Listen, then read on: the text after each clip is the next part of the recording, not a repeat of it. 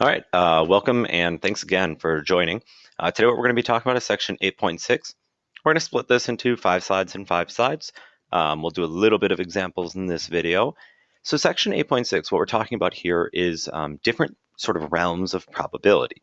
So as you can see, our section title is Counting Principles, Combinations, and Permutations.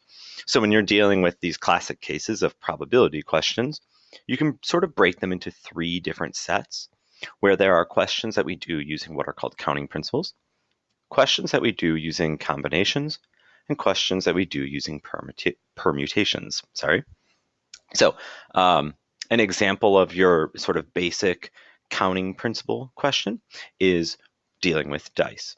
So I roll a pair of dice. How many different outcomes are possible? An accounting principle, it's a lot of sort of listing or number sense. Um, so here, when we're talking about the number of outcomes, we could roll a 1 and a 1, a 1 and a 2, a 1 and a 3, a 1 and a 4, a 1 and a 5, and a 1 and a 6. Going across, we can also roll like a 2 and a 1, which is different than a 1 and a 2. It's different because of which die is giving the 2. I could roll a 3 and 1, a 4 and 1, a 5 and 1, and a 6 and 1. So on and so forth, so on and so forth across here. So I have 6 ways going down, 6 ways going across, for a total of 36 different outcomes that are possible when I roll a pair of dice. This result, this 36, is based on the fundamental counting principle. The fundamental counting principle says if event A can occur in M ways, so if event A can occur in M ways, where M just represents the number of ways that event A can occur, and event B, so this line is not going to be long enough, sorry, and event B can occur in N ways, then the number of ways A and B can occur together, then the number of ways A and B can occur together is M times N. So again, just to restate that, if event A can occur in M number of ways and event B can occur in N number of ways, then the number of ways that both of those can occur together is M times N. So event A here being sort of like that first roll of 1, event B being the second roll of 1. Each one of those has 6 ways which it can occur. 6 times 6 is 36. So we are going to do another example, very common example and very practical example of a counting principle. So a password for website login must have exactly 5 characters, including exactly 3 letters and 2 numbers. The letters must come first and the numbers have to follow. How many different password combinations are there? So this is going to be a counting principle problem, and what we're going to see here is that we have essentially 5 different slots that are all going to get multiplied together. Now these first 3 are letters. It says we have 3 letters and the letters come first. These last 2 are numbers. So we talk about how many different letters could this first thing be? Well, there's 26 letters in the alphabet, and it's 26 different letters in the alphabet. It's not saying anything about the fact that we can't repeat those letters. So this is going to be 26, 26 again, 26 again. And then how many different numbers are there? You got to think about the fact that this is going to be a single space. So I can only use a single digit number, of which there are 10. All we do then is multiply all this together. So one thing that I had said in class was that these questions in 8.6 and in 8.7 are not particularly long. It's very different than section 8.5. These are super, super quick questions. It's a lot of just putting something in a calculator, but it's figuring out what type of probability am I going to do. In this case, we get 1,757,600. And again, I got that just from multiplying all 5 of those together.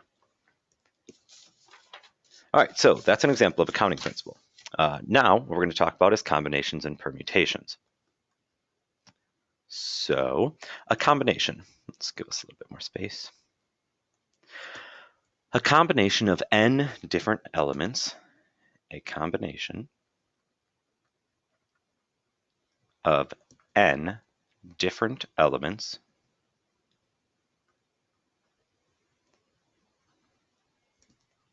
is a selection of a subgroup of n, is a selection of a subgroup of n in which the order of selection is not relevant, of which the order of selection is not relevant.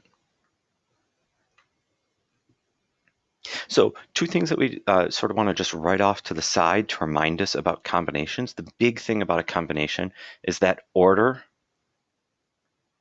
does not matter. And then the way in which we do a combination is simply n choose r. That same thing from the binomial expansion, n choose r, that is actually C for combination. So this is n choose r, it's n combinations of r combinations of n elements. All right, next, permutations. Let's switch this color here. When we're talking about a permutations, it's going to be very similar, but slightly different. A permutation of n different elements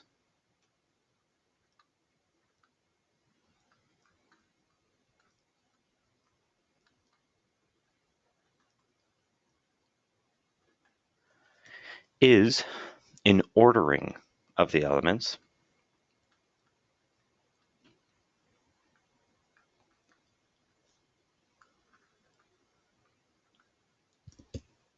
such that one element is first, second, and so on.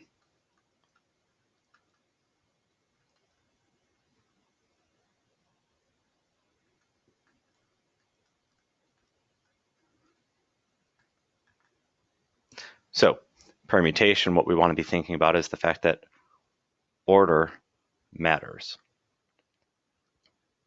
Anytime I'm asking like a how many ways can this happen question, what we're trying to figure out is, does the order that we pick things matter or does it not? What we do in our calculator is n p r. It's found in the same spot. So this is n choose r, this is n pick r. And again, that p is really permutation, but we'll talk about it as n pick r. So 2 examples here. How many ways can we use the letters A, B, C, and D to spell a word, assuming any combination of those letters creates a word?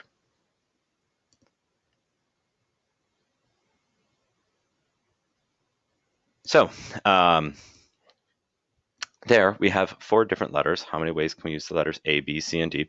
Now this is a little bit of an ambiguous case because it doesn't say that we have to use all of these letters or that they can't be redone. My interpretation of it right now is that we can reuse these letters. So we have 4 slots. You talk about this first slot. Assuming any combination. Actually, I'm gonna change that. I'm gonna change my mind on that. Okay, yeah, we'll still do it like that. JK, I just wanted to have you erase and then, unerase, rewrite. That's the word. It's not unerase. So we have 4 slots. Let's say that we're just gonna have only 4-letter words. This first slot, I have 4 combinations, or possibilities of thing that I can pick. I could put A here, B here, C here, or D here. This second one, let's say I used A. Now I only have B, C, or D that I could put here. So there's only 3 options. This third one, now there's only 2, and this last one, there's only 1. So 4 times 3 times 2 times 1, which is going to give us 24.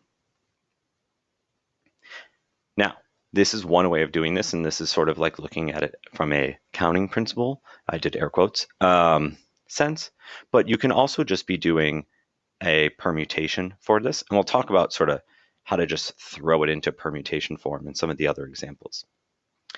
So how many ways can 5 people out of a group of 8 be selected to win a prize? So a lot of your prize questions are worded a little bit differently. In this case, which we didn't write it up here, but I'll write it in this problem. In this case, order does not matter.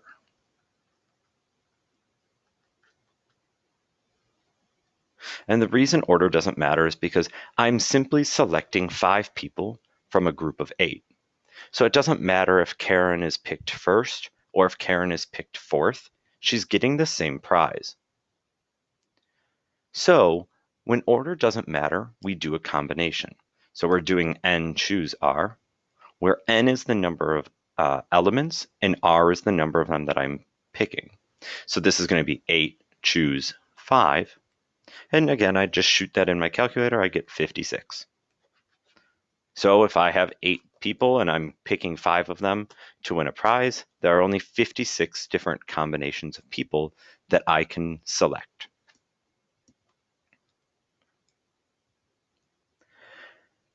All right, next, a little bit about permutations. Permutations of all elements in a set. If we wanted to know just the total number of permutations, sort of arrangements of all of the elements in a set, we just do n factorial.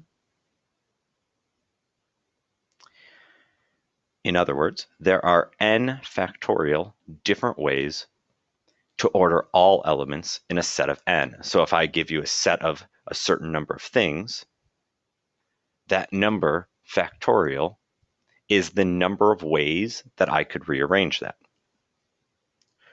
Permutations of a subset. So now I'm saying, well, what if I only want to pick a certain number of those things? How many ways can I arrange that? That's when we do n pick r. And there's a formula for that. It's similar to the combination formula. We do n factorial over n minus r factorial, and that's all that we do. Again, this is read as n pick r. The combination formula, your n choose r, the only way in which this is different is that it also has r factorial down here. So you have to make sure that you know the difference between these two formulas. You will have questions where you have to do it without a calculator. And there will be ones where it's just going to be a lot of like cross simplifying before you actually multiply, so you won't need a calculator. And then the probability questions, most of those, you'll just shoot it into a calculator and get an answer. All right, we're going to skip ahead a little bit, or sort of a lot bit, to distinguishable permutations. So here we are, distinguishable permutations, second from last slide. So a distinguishable permutation, suppose a set of n objects has n sub 1 of one kind of object, n sub 2 of another kind of object, and n sub 3 of a third kind, and so on, where n is equal to n sub 1 plus n sub 2 plus n sub 3 plus so on and so forth.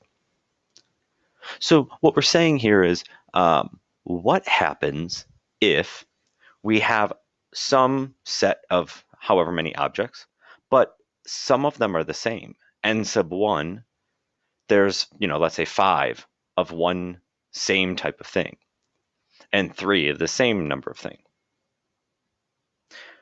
or a different number of thing. This is a prime example for cases where, like, if I take the word Mississippi and ask, well, how many ways can I rearrange that to get a different word. Well, Mississippi has 4 S's in it. And if S is in the first position, it's not going to matter which S is there. So this is where it becomes a distinguishable permutation. And that has a slightly different formula. That formula is going to be n factorial over n sub 1 factorial, n sub 2 factorial, n sub 3 factorial, so on and so forth. So you're taking the total number of elements over the number of each different type of element.